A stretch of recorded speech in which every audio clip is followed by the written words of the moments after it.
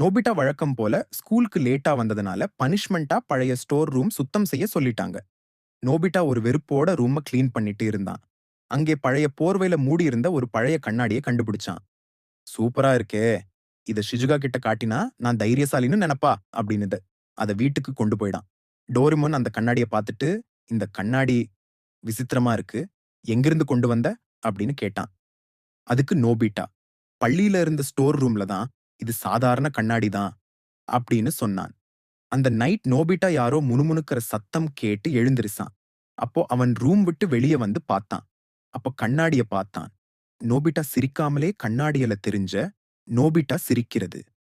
கண்ணாடியில இருக்கிற நோபிட்டாவின் பிரதிபலிப்பு தனியாக நடக்க ஆரம்பிக்குது.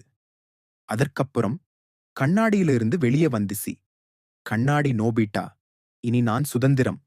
இனிமேல் உனக்கு இடமில்லை" அப்படின்னு உண்மையான நோபிட்டாவ பார்த்து சொன்னது. நோபிதா பயந்து கத்தினான்.